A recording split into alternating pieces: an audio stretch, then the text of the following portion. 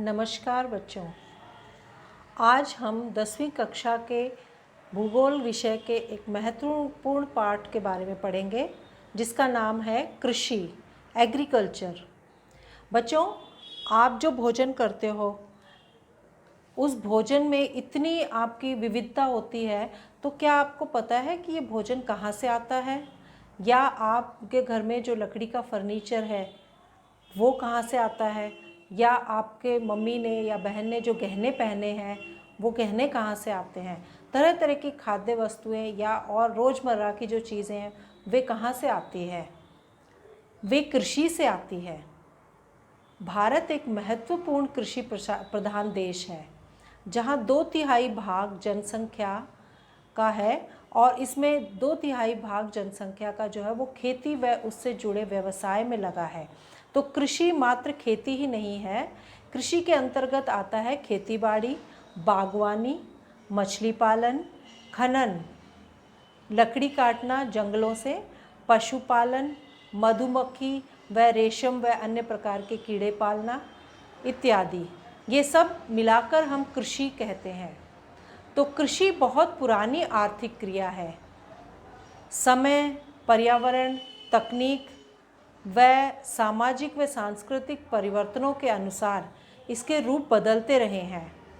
भारत में विभिन्न भागों में खेती के तरीके अलग अलग तरीके से बदलते रहे हैं, अलग तरीके से खेती होती रही है। अब हम देखते हैं किस किस प्रकार से खेती होती है। एक होती है निर्वाह कृषि। निर्वाह यानी सबसिस्टेंस, बहुत छोटी जोतों पर, और जो बहुत गरीब किसान हैं जिनके पास जोत बहुत कम है वो सिर्फ अपने जीवन निर्वाह के लिए उतना ही उगाते हैं जितना उन्हें चाहिए। इसे कई भागों में जैसे आसाम, मेघालय, मिज़ोरम और नागालैंड में झूम कृषि भी कहा जाता है। अंडमान निकोबार जैसे आदिवासी इलाकों में भी यह कृषि की जाती है। इसे स्लैश एंड बर्न या जलाओ, साफ करो, थोड़ी देर वहाँ थोड़े दिन खेती करो और फिर उसके बाद कहीं और जाकर खेती की जगह बदल ली जाती है। इसके अलावा आप देखेंगे कि इसके विपरीत वाणिज्यिक कृषि भी होती है, कमर्शियल फार्मिंग। कमर्शियल फार्मिंग में हम बाज़ार के लिए, जो हम खुद के लिए नहीं बल्कि बाज़ार के लिए भी हम खेती करते हैं जिसे बेचकर हमें अपने आजीविका का सहारा मिल जाए।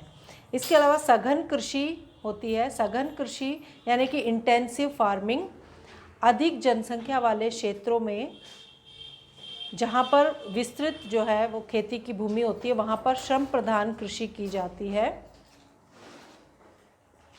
वहाँ श्रम प्रधान कृषि की जाती है। विस्तृत भूमि है लेकिन जनसंख्या का भार उस पर ज़्यादा है, तो वहाँ जो है किसान अपने परिवार को लेकर अत्यधिक लोगों को मिलाकर वहाँ कृषि करता है। ज़्यादा से ज़्यादा उर्वरक की मदद से वो और तकनीक और सिंचाई का प्रयोग करके वो खेती करता है ताकि कम क्षेत्र में ही ज़्यादा उसे लाभ मिल सके। पश्चिम बंगाल जैसे इलाके इसका उदाहरण है जहाँ पर राइस कल्टीवेशन जो है वो किया जाता है। इसके विपरीत विस्तृत कृषि है, एक्सटेंसिव फार्मिंग, जो कि अमेरिका जैसे क्षेत्रों में ज़्यादा प्रचलित है जहाँ पर बहुत बड़े बड़े जो भूभाग होते हैं और एक किसान के पास बहुत ज़्यादा बड़ा भूभाग होता है। यहाँ हरियाणा, पंजाब, यूपी में भी कुछ इलाकों में इस तरह की कृषि की जाती है जिसमें तकनीक प्रधान, अत्यधिक मशीनों का उसमें इस्तेमाल किया जाता है। तकनीक प्रधान होती है वो, लेबर कम लगते हैं वहाँ पर, यानी कि परिवार के जो मेंबर हैं या लेबर हैं वो खेतों में कम इस्तेमाल होते हैं, मशीनों का ज़्यादा प्रयोग होता है। अब हम आते हैं वाणिज्यिक कृषि पे। वाणिज्यिक कृषि में जो HYV यानी हाइड वैरायटी सीड, इस तरह के जो है बहुत अच्छे किस्म के बीजों को इसमें यूज़ किया जाता है। रसायन व खाद, कीटनाशक, उर्वरकों का इस्तेमाल करके अधिक से अधिक उत्पादन करने की कोशिश की जाती है ताकि बाज़ार में ज़्यादा से ज़्यादा उत्पादन, अच्छी क्वालिटी का उत्पादन बेचा जा सके और उससे अच्छी कीमत प्राप्त की जा सके। ऐसा हरियाणा, पंजाब, इन इलाकों में ज़्यादा देखा गया है। इसके बाद आती है रोपण कृषि यानी कि प्लांटेशन क्रॉप। रोपण में पौधा नर्सरी में तैयार किया जाता है या छोटी जगहों पर, ज़मीन की जगहों पर तैयार करके और फिर उसे रोपा जाता है विस्तृत क्षेत्रों में।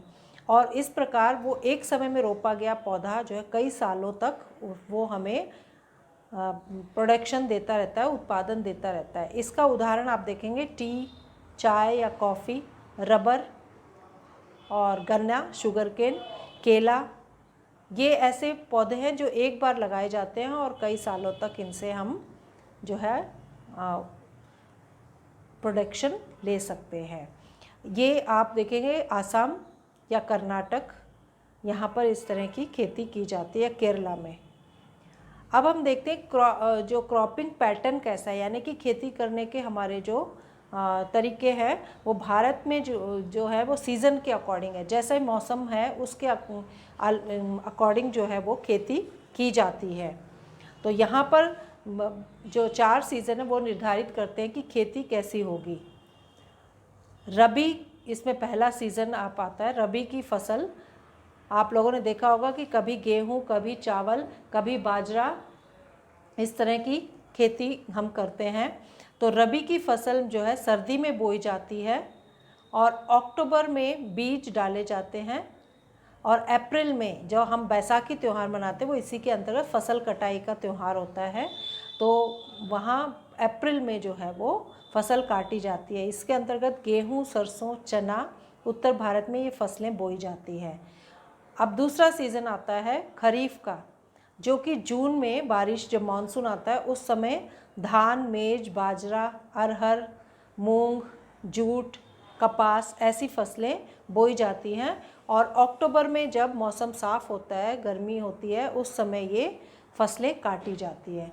तो इस तरह 2 सीज़न हम मुख्य रूप से देखते हैं। लेकिन इसके बीच में एक और जो है फसलों का सीज़न है, खेती का सीज़न है, जैद जिसे हम कहते हैं।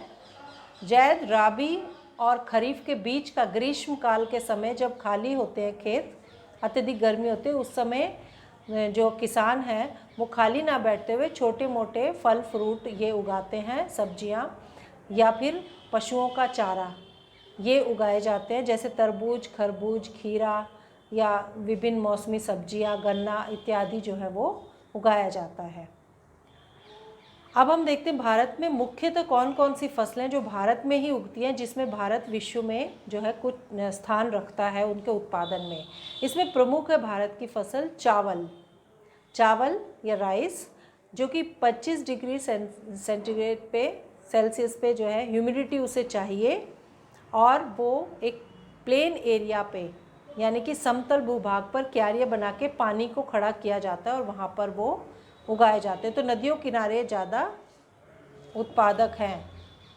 नॉर्थ ईस्ट यानी कि उत्तर पूर्व भारत में या तटीय पट्टी जो है भारत की दक्षिण तटीय पट्टी, वहाँ पर ये खेती की जाती है। और इसके बाद इसमें जो रेनफॉल यानी कि वर्षा का जो पानी चाहिए वो 75 सेंटीमीटर तक रेनफॉल चाहिए। पश्चिम बंगाल इसमें मुख्य केंद्र है, आंध्र प्रदेश भी है, लेकिन अब पंजाब और हरियाणा में भी हरित क्रांति के बाद खेती की जाती है चावल की। इसके बाद गेहूं की भी खेती मुख्य रूप से इन इलाकों में की जाती है। तो गेहूं और चावल हमारी मुख्य फसलें हैं। इसके अलावा मोटा अनाज भी बोया जाता है। मोटे अनाज में आप देखिए ज्वार, बाजरा, रागी, दालें, ये हरियाणा, पंजाब, यूपी और इसके अलावा महाराष्ट्र और दक्षिण में आंध्र प्रदेश, इन इलाकों में ये उगाया जाता है मोटा अनाज। इसके बाद गन्ना प्रमुख रूप से महाराष्ट्र, आंध्र प्रदेश और उत्तर प्रदेश, जहाँ पर इनकी बहुत सारी मिलें हैं गन्ने से चीनी बनाने की, गुड़ बनाने की, खांडसारी की, तो गन्ना उगाया जाता है। ब्राज़ील देश के बाद विश्व में दूसरा सबसे बड़ा उत्पादक भारत है गन्ने में। तिलहन में जो तेल जिनसे निकाले जाते हैं बीजों से, ऐसी फसलें शामिल है। इसमें मूंगफली, सरसों, नारियल, तिल, सोयाबीन और कैस्टर ऑयल, अरंडी का तेल, सूरजमुखी, ये जो तेल के पदार्थ हैं भारत में उगाए जाते हैं। इसके बाद आता है पेय पदार्थ, बेवरेजेस। पेय पदार्थ यानी चाय और कॉफ़ी। चाय में भारत विश्व प्रसिद्ध है। ये एक रोपण कृषि है यानी कि प्लांटेशन क्रॉप। यह श्रम प्रधान कृषि भी है, श्रम प्रधान उद्योग, क्योंकि चाय के बागानों में हाथों से काम होता है उनकी कोमल कोपलों को तोड़ने के लिए। आसाम, दार्जिलिंग और तमिलनाडु, केरला और हिमाचल प्रदेश ये मुख्य रूप से चाय कॉफ़ी के लिए प्रसिद्ध है। भारत विश्व में तीसरा बड़ा उत्पादक है चाय में, और कॉफ़ी में जो है वो विश्व में लार्जेस्ट सबसे बड़ा उत्पादक है।